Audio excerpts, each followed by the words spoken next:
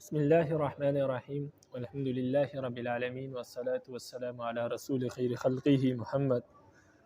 وعلی آلہ وصحبہ اجمعین سبحانک لا علم لنا الا ما علمتنا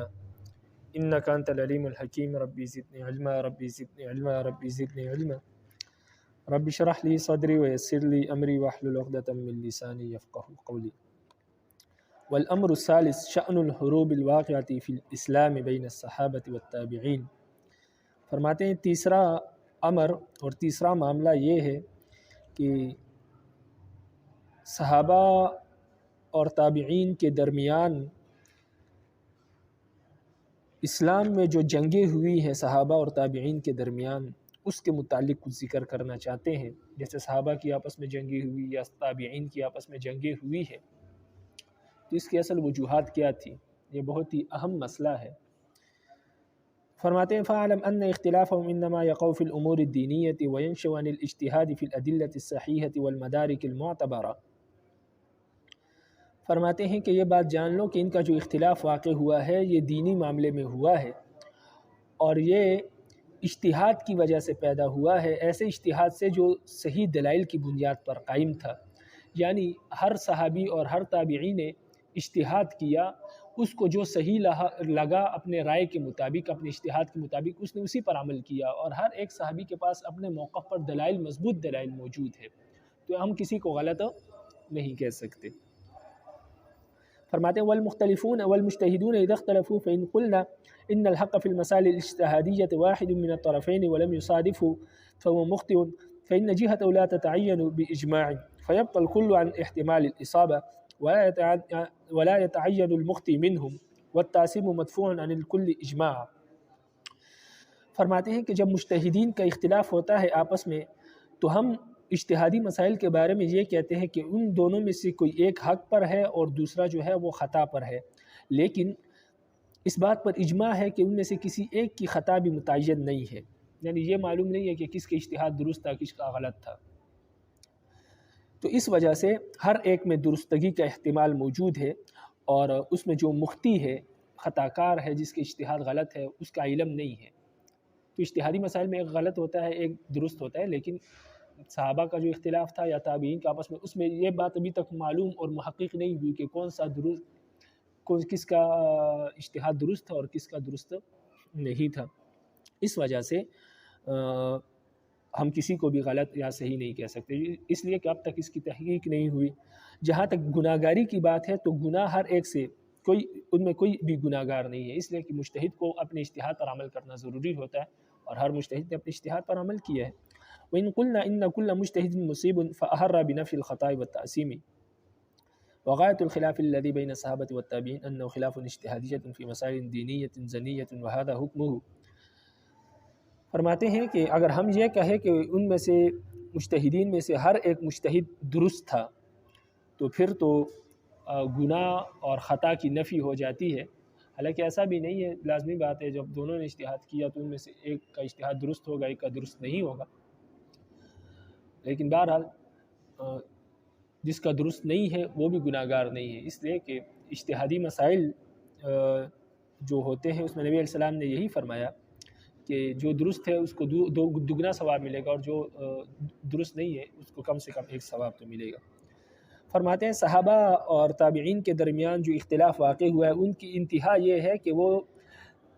ظنی مسائل میں انہوں نے اجتہاد کیا، اور ظنی مسائل کا حکم یہی ہے کہ اس میں اجتہاد کیا جائے گا، اجتہاد سے وہ مسائل ثابت ہوتے ہیں۔ قطعی مسائل میں اجتہاد نہیں کیا، اور ظنی مسائل میں جب اجتہاد ہو تو لازمی بات ہے ایک درست ہوگا دوسرا اجتہاد غلط ہوگا، درست نہیں ہوگا، لیکن دونوں میں سے کسی ایک کو بھی کوئی ایک بھی گناہ گار نہیں ہوگا۔ جس کا اجتہاد درست ہے اس کو دگنا ثواب ملے گا، جس کا درست نہیں گناہ اس کو بھی نہیں ہوگا۔ والذی وقع من ذلك في الإسلام إنما واقعة علي مع معاوية ومع الزبير والعائشة وطلحة وواقع حسین مع یزید وواقع ابن زبیر مع عبد الملک۔ فرماتے ہیں اسلام میں جو جنگیں ہوئی ہیں ان میں تو ایک جنگ حضرت علی اور امیر معاویہ رضی اللہ عنہ کے درمیان تھی، اور زبیر اور عائشہ اور طلحہ رضی اللہ تعالی عنہ کے درمیان تھی، یعنی حضرت علی کا حضرت معاویہ اور زبیر، عائشہ اور طلحہ سے جنگ ہوئی، اور اسی طرح حضرت حسین کی یزید سے جنگ ہوئی، اور عبداللہ بن زبیر رضی اللہ عنہ کی عبد الملک بن مروان سے جو ہے جنگ ہوئی۔ تو یہ جنگیں، یہ 4-5 جنگیں ہیں جو اسلام میں ہوئی ہے۔ اب ترتیب وار ہر ایک کا تذکرہ فرماتے ہیں۔ فرماتے ہیں اما واقعۃ علی فإن الناس كانوا عند مقتل عثمان متفرقين في الأمصار فلم يشهدوا بیعۃ علی والذین شهدوا فمنهم بايع ومنهم من توقف حتى يجتمع الناس ويتفقوا على إمام كسعد وسعيد وابن عمر وأسامة بن زيد والمغيرة والشعبة وعبد الله بن سلام وقدامة بن مزعون وأبو سعيد الخدري وكعب بن أجرة وكعب بن مالك والنعمان بن بشير وحسان بن ثابت ومسلمة بن مخلد وفضالة بن عبید وامثالهم من اکابر الصحابة۔ فرماتے ہیں حضرت علی رضی اللہ عنہ کا جہاں تک جنگ کا واقعہ ہے تو وہ یوں ہے کہ حضرت عثمان رضی اللہ تعالی عنہ کے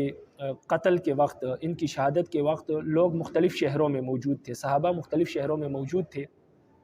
اور وہ حضرت علی رضی اللہ تعالی عنہ کے بیعت کے وقت موجود نہیں تھے۔ یعنی حضرت عثمان رضی اللہ عنہ جب شہید ہوئے تو صحابہ مختلف شہروں میں موجود تھے، دور دور مقامات پر موجود تھے، اور جب حضرت علی رضی اللہ عنہ نے بیعت لی، حضرت علی رضی اللہ عنہ کے ہاتھ پر لوگوں نے بیعت کی، تو اس وقت اکثر صحابہ موجود نہیں تھے۔ ان میں سے جو موجود تھے اور جو موجود تھے، اکثر تو موجود نہیں تھے، اور جو موجود تھے تو ان میں سے بھی بعض نے بیعت کی اور بعض نے توقف اختیار کیا، یعنی بعض نے بیعت نہیں کی، وہ تھوڑی دیر ٹھہرے رہے، یہاں تک کہ جب تمام لوگ آ گئے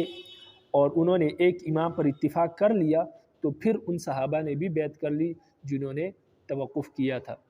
وہ صحابہ جنہوں نے توقف کیا تھا وہ یہ ہے، جیسے سعد ہے،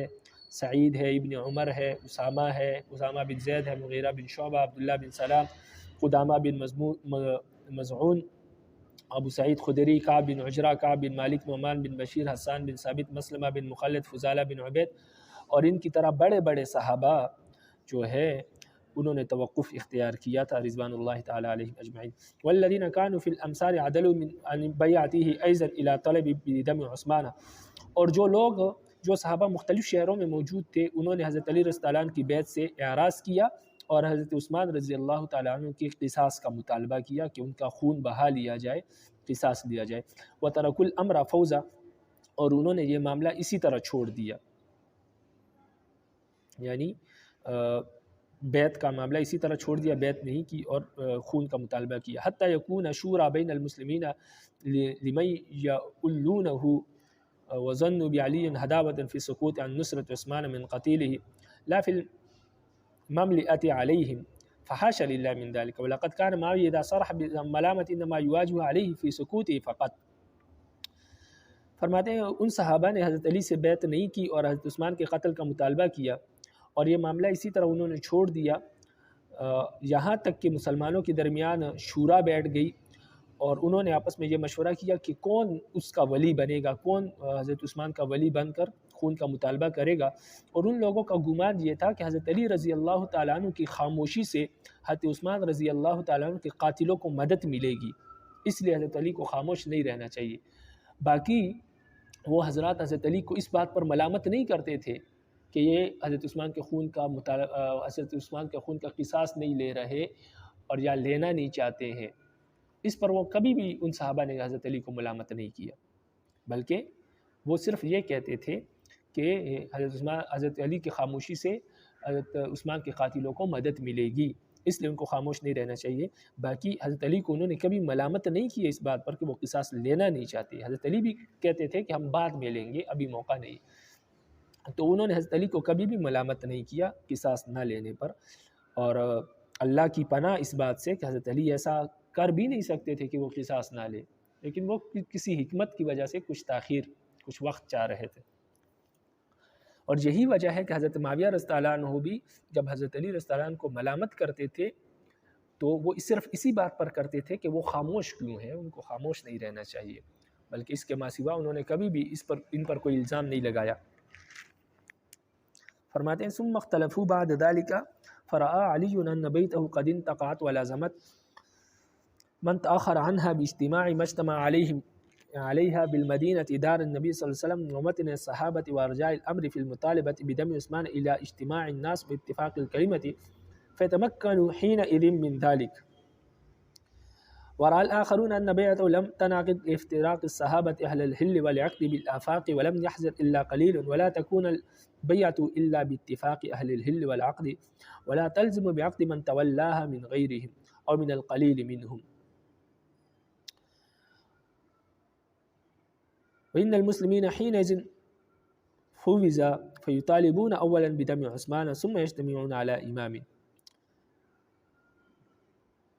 فرماتے ہیں کہ صحابہ میں اختلاف ہوا حضرت علی عثمان السلام کے قتال کے بعد جب حضرت علی خاموش ہوئے اور لوگوں سے بیعت لی تو اس کے بعد پھر اختلاف ہو گیا صحابہ میں.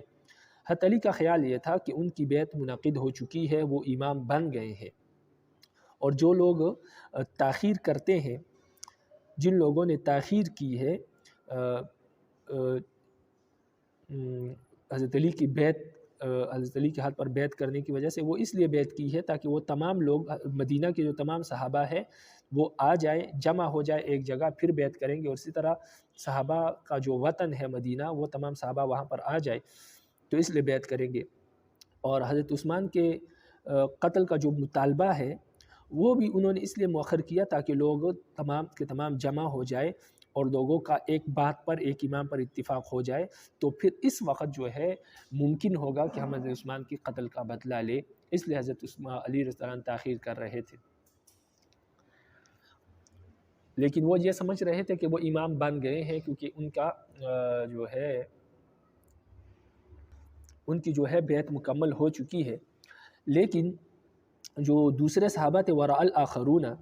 دوسرے صحابہ کا خیال یہ تھا کہ حضرت علی کی بیعت ابھی تک مکمل نہیں ہوئی ہے اور وہ امام نہیں بنے، اس لیے کہ صحابہ میں سے جو اہل حل والعقد ہے، یعنی جو اثر و رسوخ رکھنے والے لوگ ہیں، وہ اطراف عالم میں ابھی پھیلے ہوئے ہیں اور ابھی تک وہ حاضر نہیں ہوئے کہ حضرت علی کے ہاتھ پر بیعت کرے، اور جو حاضر ہوئے ہیں وہ بھی بہت تھوڑے ہیں. اور بیعت اس وقت تک امام کی مکمل نہیں ہوتی، خلیفہ اس وقت تک امام نہیں بنتا جب تک کہ اہل حل والعقد تمام کے تمام اس کے ہاتھ پر بیعت نہ کر لے، اتفاق نہ کر لے.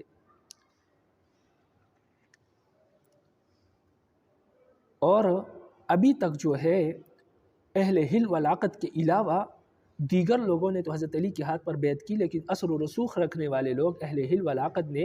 ابھی تک بیعت نہیں کی، اور جنہوں نے کی وہ بھی بہت تھوڑے ہیں، تمام نے نہیں کی. تو اس لیے ان لوگوں کا خیال تھا کہ جب تک تمام اہل حل والعقد حضرت علی کے ہاتھ پر بیعت نہیں کرتے وہ خلیفہ نہیں بن سکتے، تو وہ خلیفہ نہیں ہے، اس لیے کہ ابھی تک بہت تھوڑے لوگوں نے اہل حل والعقد میں بیعت کی ہے، اکثر نے نہیں کی. اکثر اثر و رسوخ رکھنے والے لوگ ابھی حضرت علی کے ہاتھ پر اور ان کی امامت پر متفق نہیں ہوئے، اس لیے ان لوگوں کا خیال تھا کہ حضرت علی ابھی خلیفہ نہیں بنے. اور یہ مسلمان جن کا یہ خیال تھا، انہوں نے یہ معاملہ، امامت کا معاملہ چھوڑا ہوا تھا. یہ ابھی امام کی تقرری پر راضی نہیں تھے، بلکہ یہ لوگ یہ مطالبہ کر رہے تھے کہ سب سے پہلے حضرت عثمان کا قصاص لیا جائے جو کہ مسلمانوں کے خلیفہ تھے، اس کے بعد پھر ہم کسی ایک امام پر جمع ہوں گے، کسی ایک امام کی تقرری کریں گے. ان لوگوں کا یہ مطالبہ تھا. تو جن لوگوں کا یہ مطالبہ تھا وَذَهَبَ إِلَى هَذَا مُعَاوِيَةُ وَابْنُ عُمَرَ، جن لوگوں کا یہ مطالبہ تھا اور یہ رائے تھی، ان میں سے حضرت امیر معاویہ، عمر بن العاص، ام المؤمنین حضرت عائشہ، اور زبیر ان کے بیٹے عبداللہ، اور طلحہ اور ان کے بیٹے محمد، اور سعد اور سعید اور نعمان بن بشیر اور معاویہ بن خطیج، اور اس کے علاوہ وہ لوگ جو وہ صحابہ جو ان کے رائے سے اتفاق رکھتے تھے. بہت سارے نام ہیں، لیکن یہاں پر صرف اختصار کے لیے یہ کہہ دیا کہ وہ صحابہ جو ان کی رائے سے اتفاق رکھتے تھے، اور وہ صحابہ جنہوں نے مدینہ میں حضرت علی رضی اللہ تعالیٰ عنہ کی بیعت نہیں کی، جن کا ہم اوپر ذکر کر چکے ہیں. تو ان تمام حضرات کی یہ رائے تھی کہ ابھی تک حضرت علی امام نہیں بنے، خلیفہ نہیں بنے، اور ابھی تک کوئی خلیفہ مقرر نہیں ہوا ہے، کیونکہ اہل حل والعقد نے ابھی تک اتفاق نہیں کیا کسی امام پر. اور یہ لوگ کہتے تھے کہ امامت کے معاملے کو ابھی چھوڑ دیا جائے، ابھی ہم امام کو مقرر کرنا بھی نہیں چاہتے، بلکہ ہمارا سب سے پہلے مطالبہ یہ ہے کہ حضرت عثمان کے قتل کا بدلہ لیا جائے، اس کے بعد پھر ہم کسی امام کی تقرری پر اتفاق کریں گے، اس سے پہلے ہمیں امام کی تقرری کی کوئی ضرورت نہیں ہے. إلا أن أهل العصر الثاني من بعدهم اتفقوا على انعقاد بيت علي ولزومها للمسلمين أجمعين وتصويب رأيه فيما ذهب إليه وتعيين الخطأ من جهة معاوية ومن كان على رأيه وخصوصا الطلحة والزبير لانتقاذهما على علي بعد البيت له فيما نقل مع دفع التأسيم عن كل من الفريقين كالشان في المجتهد. وصار ذلك إجماع من أهل العصر الثاني على عہد قولی اہل العصر الاول کما ہوا معروف.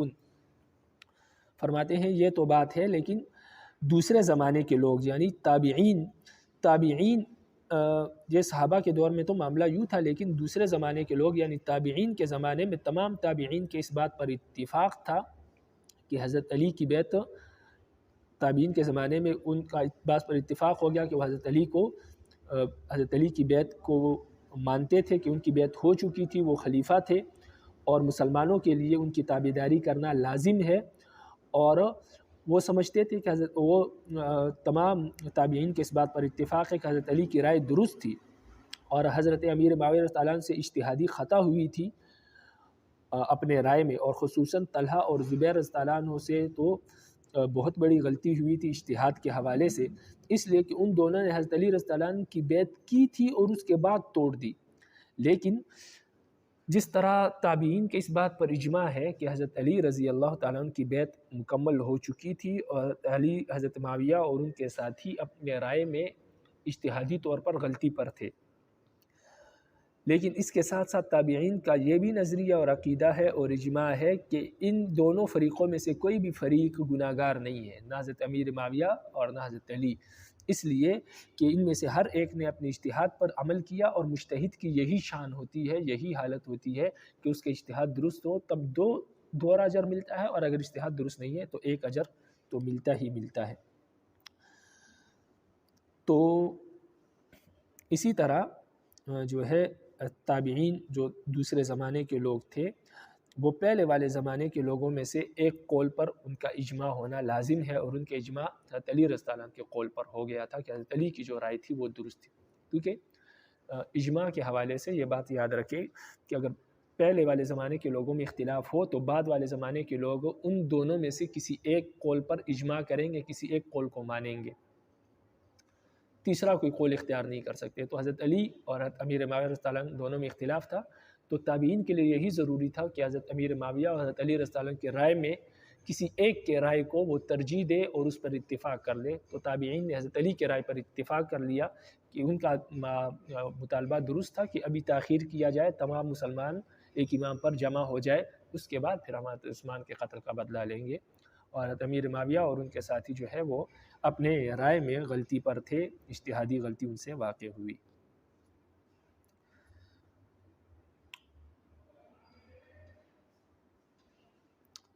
وَلَقَدْ سُئِلَ عَلِيٌّ رضی اللہ تعالیٰ عن قتل الجمل والسفین فقال والذی نفسی بیدہ لا يموتن احد من هؤلاء وقبله نقیج الا دخل الجنہ يشیر الى هذا الفریقین نقله الطبرانی طبری وغیرہ. ان دونوں فریقوں میں سے کوئی بھی گناہ گار نہیں تھا، اس لیے کہ مجتہد کی یہی شان ہوتی ہے. اس لیے حضرت علی رضی اللہ تعالیٰ عنہ سے جب جنگ جمل اور جنگ سفین کے شہداء کے بارے میں پوچھا گیا، یعنی فریقین سے ان کے لشکر سے بھی شہید ہوئے اور حضرت علی کے لشکر سے بھی شہید ہوئے، تو ان کے متعلق پوچھا گیا کہ ان دونوں کا کیا حکم ہے. تو حضرت علی رضی اللہ عنہ نے فرمایا قسم ہے اس ذات کی جس کے قبضے میں میری جان ہے کہ ان میں سے جو بھی شہید ہوا یا ان سے پہلے جو شہید ہوا وہ سارے کے سارے جنت میں داخل ہوئے. اور ان کے اشارہ ان دونوں فریقوں کی طرف تھا، یعنی حضرت علی میرے لشکر میں اور حضرت امیر معاویہ کے لشکر میں جو بھی لوگ شہید ہوئے تو یہ سارے کے سارے جنتی ہے، اس لیے کہ ہر ایک کی جو نیت تھی وہ نیک نیتی پر محمول تھی، ہر ایک کا اجتہاد نیک نیتی پر محمول تھا. وہ بھی اسلام کی سربلندی چاہتے تھے، حضرت علی بھی اسلام کی سربلندی چاہتے تھے، لیکن اختلاف ہو گیا اجتہادی غلطی کی وجہ سے، تو اس لیے دونوں فریقین جو ہے وہ جنتی ہیں اور کوئی بھی گناہ گار نہیں ہے. اس کی تصریح خود حضرت علی رضی اللہ عنہ نے کی مخالف لشکر کے بارے میں بھی کہ ان کے شہداء بھی جنتی ہے. فلا يقودن عندك ريب في عدالة أحد منهم ولا قدح في شيء من ذلك فهم من علمت وأقوالهم وأفعالهم إنما هي عن المسندات وعدالة مفروع منها عند أهل السنة إلا قولا للمعتزلة في من قاتل عليا لم يلتفت إليه أحد من أهل الحق ولا عرج عليه۔ فرماتے ہیں کہ جب یہ بات ہے تو پھر آپ کے نزدیک آپ کو یہ شک نہیں ہونا چاہیے صحابہ میں سے کسی ایک کے بھی عدالت اور اس کی نیکی پر، اور کسی ایک کے بارے میں بھی آپ کے دل میں کوئی غلط گمان نہیں ہونا چاہیے، اس لیے کہ آپ صحابہ کے اقوال اور افعال کو جانتے ہیں، اور ان کی عدالت اور ان کی نیکی اس سے بہت اوپر کی چیز تھی۔ صحابہ کے نزدیک، اہل سنت والجماعت کے نزدیک صحابہ سارے کے سارے عادل ہیں، نیک ہیں، ان میں کوئی بھی فاسق نہیں ہے، اس لیے ان کے بارے میں کوئی بھی ایسا غلط گمان نہ کیا جائے۔ باقی اگر ان سے کوئی لڑائیاں ہو گئی ہے تو یہ اجتہادی غلطی کی بنیاد پر ہوگی۔ خود حضرت علی جب ان کو جنتی کہتے ہیں تو پھر کسی اور کو کیا اختیار ہے کہ وہ ان کے بارے میں لب کشائی کرے؟ تو اس لیے صحابہ نے جو بھی کیا اپنی نیک نیتی کی بنیاد پر کیا۔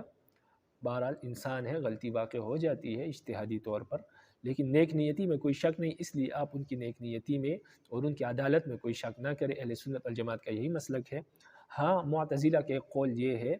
کہ وہ حضرت علی کے قاتلوں کو، حضرت علی سے جن لوگوں نے قتال کیا وہ ان کے بارے میں غلط باتیں کرتے ہیں، غلط خیال کرتے ہیں، ان کو اسلام سے خارج مانتے ہیں، لیکن معتزلہ کے ان اقوال کی طرف کوئی بھی مجتہد، کوئی بھی عالم اس طرف نہیں گیا ہے، اور انہوں نے معتزلہ کی اس قول کی تردید ہی کی ہے۔ اہل حق میں سے کسی کا یہ قول نہیں ہے۔ معتزلہ کے اور بہت سے غلط عقائد ہیں، تو یہ بھی ان میں سے ایک ہے۔ فرماتے ہوئے اذا نظرت بعین الانصاف عذرت الناس اجمعین فی شان الاختلاف فی عثمان واختلاف الصحابة من بعده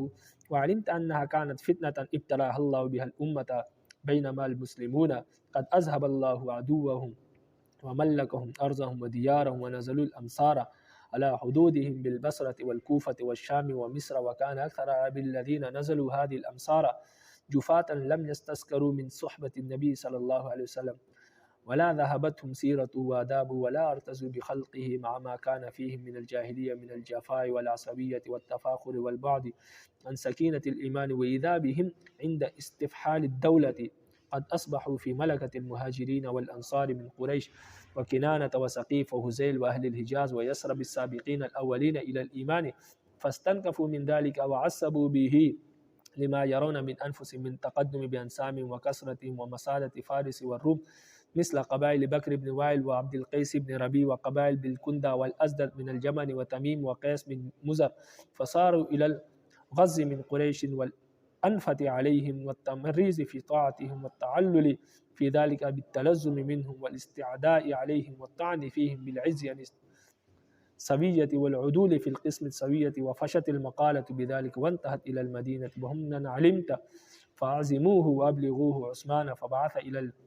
الأمصار من يكشف له الخير بعث ابن عمر ومحمد بن مسلم وأسامة بن زيد وأمثالهم فلم ينكروا على الأمراء شيئا ولا رأوا عليهم طعنا وأدوا ذلك كما علموه فلم ينقطع الطعن من أهل الأمصار وما زالت الشناعات تمن ورمى الوليد بن عقبة وهو على الكوفة بشرب الخمر وشهد عليهم جماعة منهم وحد عثمان وعزلوا ثم جاء إلى المدينة من أهل الأمصار يسألون عزل العمال وشكوا إلى عائشة وعلي وزبير وطلحة وعزلهم عثمان بعض العمال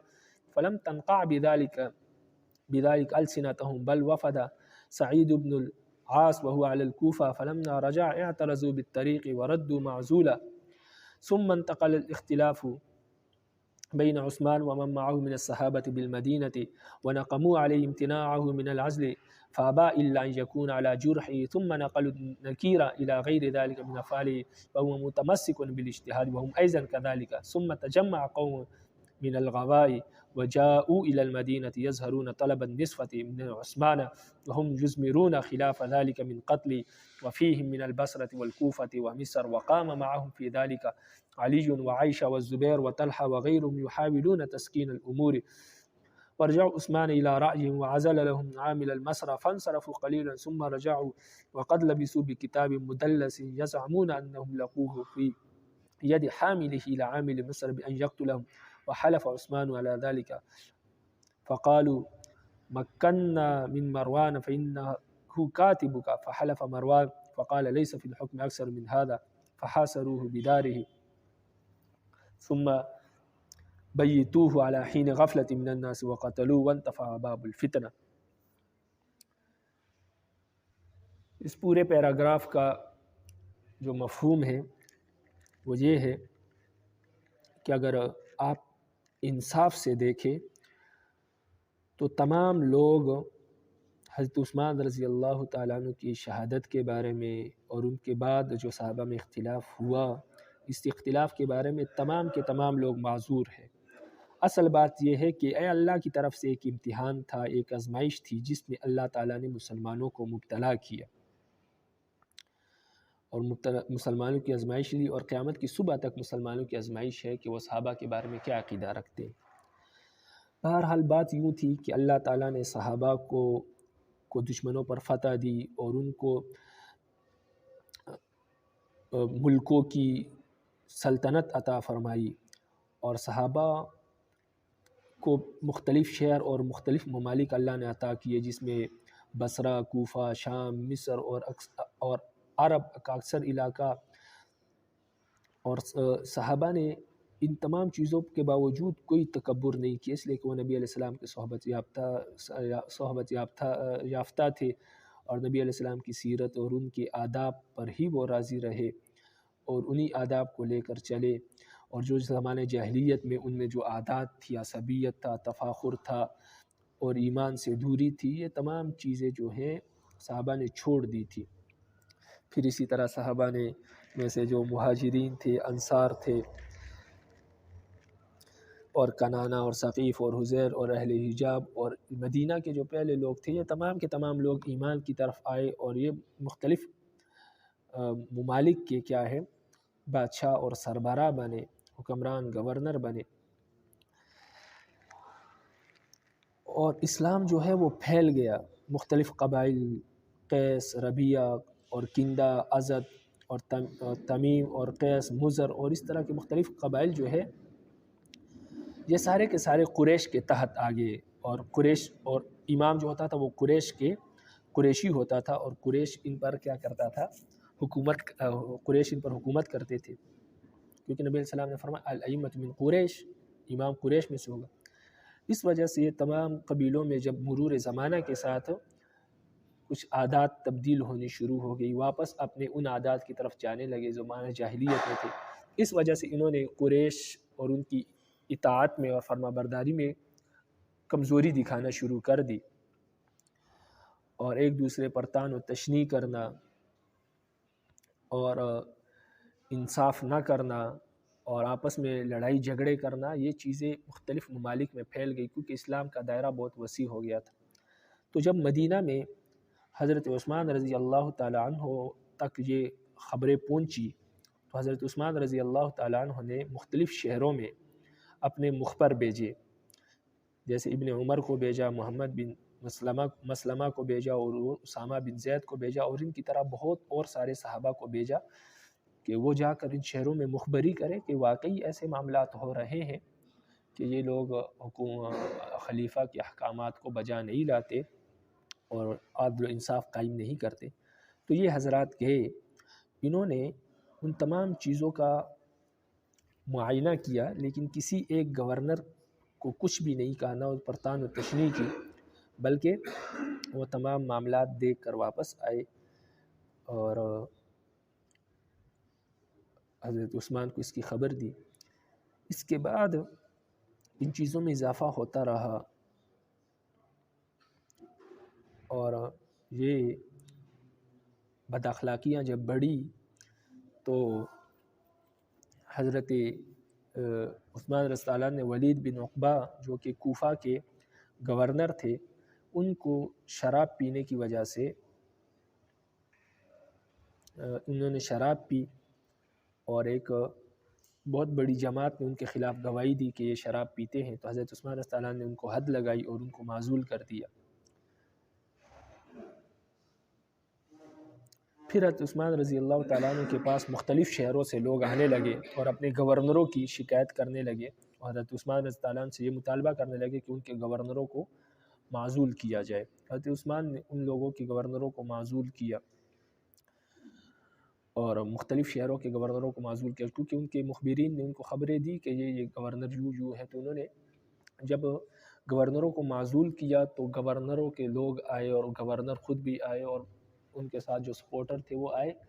اور انہوں نے اس بات کی شکایت کی حضرت عائشہ سے اور حضرت علی اور زبیر اور طلحہ سے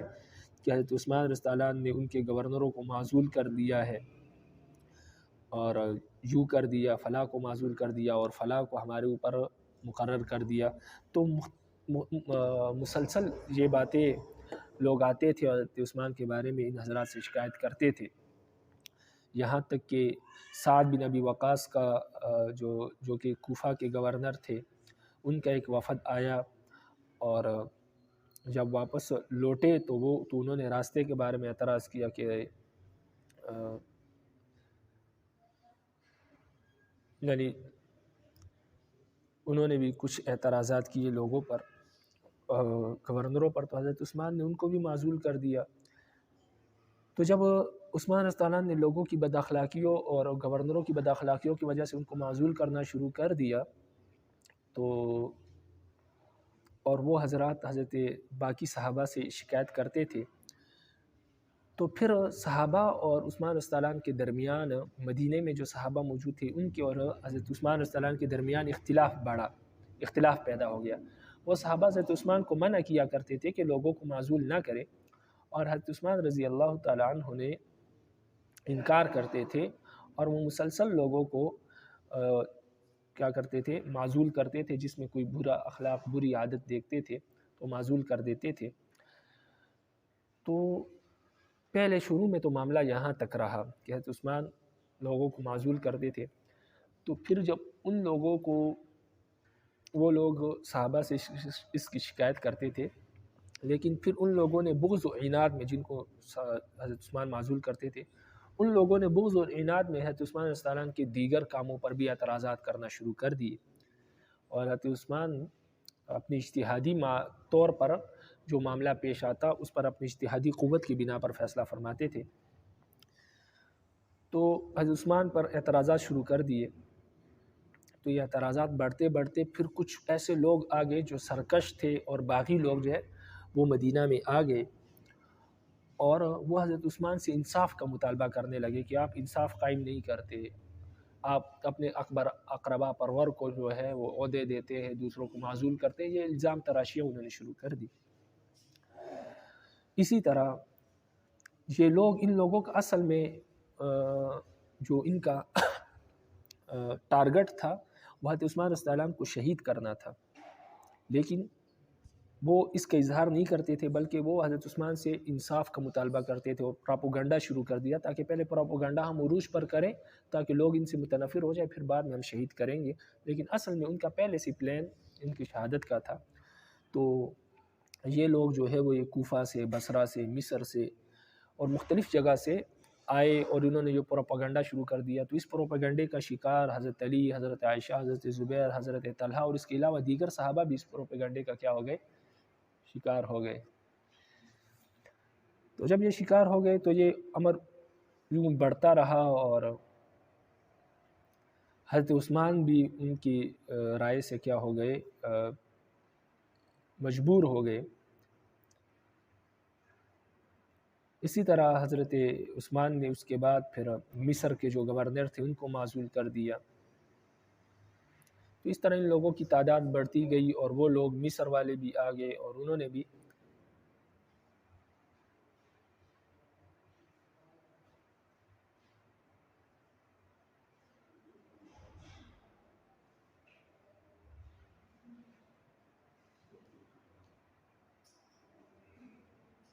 اسی طرح انہوں نے کچھ اور پروپیگنڈے بھی کیے، عثمان رضی اللہ عنہ کے بارے میں کچھ خطوط لکھے کہ یہ آپ ان کے نام پر کوئی خطوط لکھے کہ یہ خطوط آپ نے لکھے ہیں کہ فلاں کو قتل کر دو، یہ کر دو، وہ کر دو۔ تو اس طرح کے مختلف الزامات حضرت عثمان رضی اللہ تعالیٰ عنہ پر لگائے۔ تو جب یہ الزامات بڑھ گئے تو ان لوگوں کی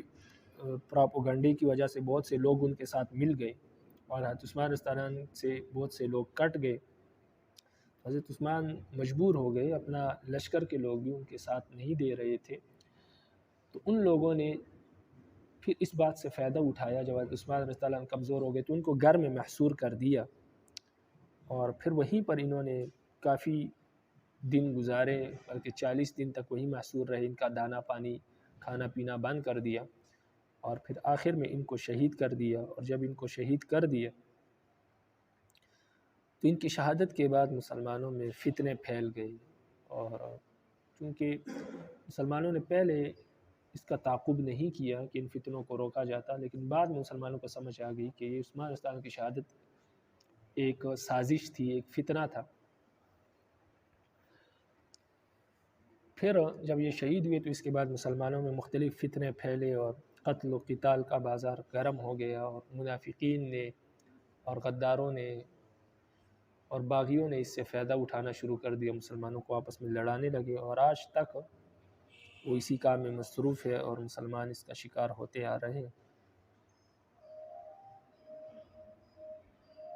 فلكل من هؤلاء عذر فيما وقع وكلهم متهمين بأمر الدين ولا يزعون شيئا من تعلقاته ثم نظروا بعد هذا الواقع اجتهدوا والله مطلع على حالهم وعالم بهم ونحن لا نظن بهم إلا خيرا لما شهدت به أحوالهم ومقالات الصادق فيهم۔ فرماتے ہیں کہ ان صحابہ میں سے ہر ایک معذور تھا، ان میں سے ہر ایک دین کو بلند دیکھنا چاہتے تھے، اور یہ نہیں چاہتے تھے کہ دین کی کوئی چیز ضائع ہو جائے، اس لیے ان لوگوں نے اپنے لیے پوری کوشش کی کہ اسلام کا کوئی حکم ضائع نہ ہو۔ اسی سے ان لوگوں نے فائدہ اٹھایا، اور ان لوگوں کو اس بات پر ابھارا کہ یہ تو دین کا یہ حکم توڑ رہے ہیں، یہ توڑ رہے ہیں، یہ توڑ رہے ہیں۔ اس سے ان لوگوں کو پروپیگنڈے کا شکار کیا۔ لیکن بہرحال اس واقعے کے بعد، حضرت عثمان کی شہادت کے بعد، پھر صحابہ نے اجتہاد کیا، جس کو جو بات درست لگی، حضرت علی کو یہ درست لگی کہ بعد میں قصاص لیا جائے، پہلے تمام لوگ ایک امام پر اکٹھے ہو جائے، حضرت امیر معاویہ رضی اللہ عنہ کو یہ رائے درست لگی کہ پہلے ان سرکشوں کا قلع کما کیا جائے، پھر بعد میں ہم کسی امام کو منتخب کریں گے، اگر اب بھی ہم نے کسی امام کو مقرر کر دیا یہ لوگ پھر پروپیگنڈا کریں گے، اس لیے پہلے ایک مسلمان کے خلیفہ کی قصاص لینا چاہیے تاکہ ان لوگوں کو عبرت ہو جائے، یہ نشان عبرت ہو جائے تاکہ دوبارہ یہ کام نہ کرے۔ لیکن بہرحال ہر ایک نے اجتہاد کیا، اور اللہ تعالیٰ ان کے احوال کو جانتے ہیں، اور اللہ تعالیٰ ہی جانتے ہیں کہ ان کی اس کے پیچھے نیت کیا تھی۔ بہرحال ہمارے نزدیک تو یہ ہے کہ ہم ہر ایک کے بارے میں اچھا گمان کرتے ہیں، اس لیے کہ ہم نے جو صحابہ کے احوال دیکھے ہیں اور ان کی جو سچائی دیکھی ہے، اور ان کے متعلق جو قرآن اور حدیث کے احکامات ہم نے دیکھے ہیں کہ اللہ ان سے راضی، اللہ کے رسول ان سے راضی، اس لیے ہم ان کے بارے میں خیر ہی کا گمان کرتے ہیں کہ ہر ایک کی جو نیت تھی وہ بہترین تھی اپنے اعتبار سے، اور اسلام کی سربلندی چاہتے تھے، لیکن بہرحال اجتہادی طور پر، انسانی طور پر غلطی، بشری طور پر، بشری تقاضے کے مطابق غلطی ہو جاتی ہے، تو یہ غلطی اجتہادی طور پر ان سے واقع ہوئی، اس میں ان کا کوئی گناہ نہیں، اور اللہ تعالیٰ کے ہاں بھی وہ اس میں معذور ہے، وہ گناہگار نہیں ہے، اس لیے کہ مجتہد کے ذمہ کوئی گناہ نہیں ہوتا اگر اس سے اجتہاد میں غلطی بھی واقع ہو جائے۔ وما علینا الا البلاغ المبین۔